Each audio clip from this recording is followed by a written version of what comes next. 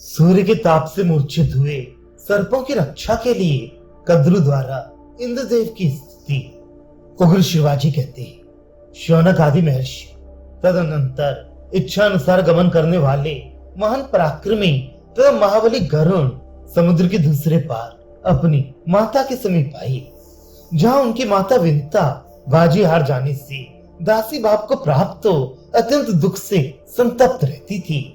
एक दिन अपने पुत्र के समीप बैठी हुई विनयशील विंता को किसी समय बुलाकर कद्रु ने यह बात कही, कल्याणी विनती, समुद्र के भीतर निर्जन प्रदेश में एक बहुत रमणीय तथा देखने में अत्यंत मनोहर नागों का निवास स्थान है, तो वहां मुझे ले चल।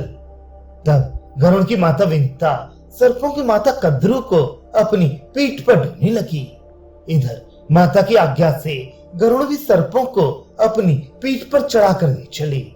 पक्षीराज गरुड़ आकाश में सूर्य के निकट होकर चलने लगे, अतः सर्प सूर्य की किरणों से संतप्त हो मूर्छित हो गए। अपने पुत्रों को इस दशा में देखकर कद्रु इंद्र की स्तुति करने लगी। संपूर्ण देवताओं की ईश्वर तुम्हें नमस्कार है, बलसूदन तुम्हें नमस्कार है, सहस्त्र नेत्रों वाले नमुचि विनाशन शचीपते तुम्हें नमस्कार है। तुम सूर्य के ताप से संतप्त हुए सर्पों को जल से नहलाकर नौका की भांति उनके रक्षक हो जाओ। अमृतम तुम्हें हमारे सबसे बड़े रक्षक हो। पुरंदर तुम अधिक से अधिक जल बरसाने की शक्ति रखते हो। तुम्हें मेघ हो, तुम्हें वायु हो और तुम्हें आकाश में बिजली बनकर प्रकाशित होते हो। तुम्हें बादलों को छिन्न भिन्न करने वाले हो और विद्वान पुरुष तुम्हें ही महामेघ कहते हैं। संसार में जिसकी कहीं तुलना नहीं है, वह भयानक वज्र तुम ही हो।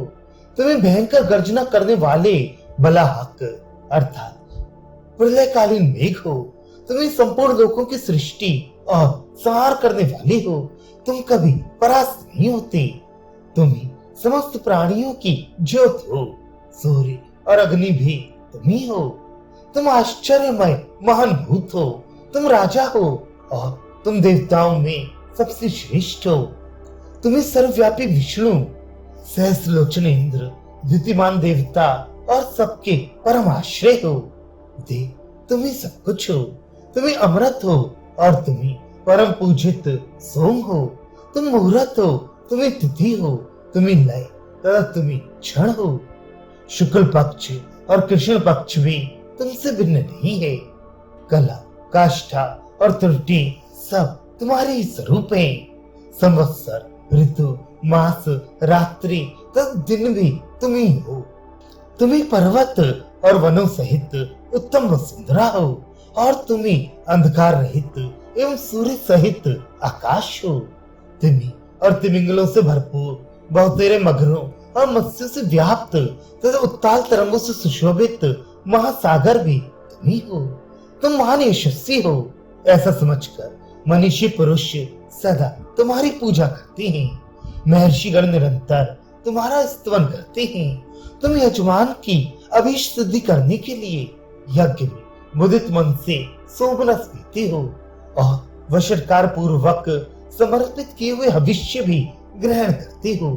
इस जगत में अभीष्ट फल की प्राप्ति के लिए विप्रगण तुम्हारी पूजा करते हैं।